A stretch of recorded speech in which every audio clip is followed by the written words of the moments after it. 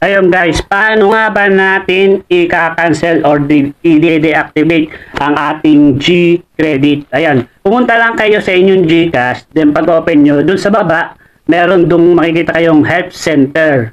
Ayan, sa Help Center, ayan, ito yung makikita nyo, pumindot kayo kahit alin dyan, yung GCash account, loads, and bills, or amalin man. Ang pinindot ko dyan, GCash amount.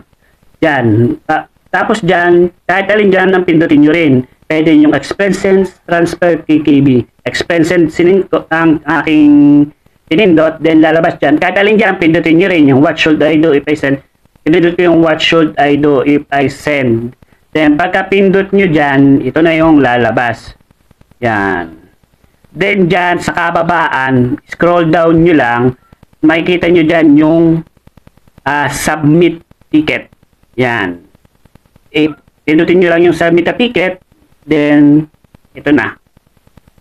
Yan ay pagkasabit nyo ng ticket, yan, pilapan nyo lang yung nire-required nila na kailangan. Email nyo, cellphone number, then sa concerning category, yan, pindutin nyo lang dyan yung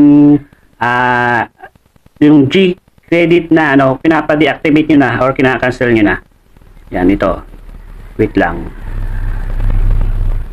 Yan, pindutin nyo lang itong I want to deactivate. Ayan, I want to delete my G-Credit account. Ayan, then yung reason, kayo naman bahala, kahit anong ilagay nyo.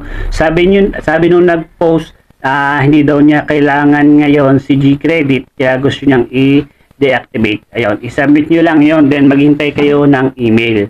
Ayan, maraming salamat. Pa-like and subscribe naman ng ating YouTube channel. Ayan, thank you.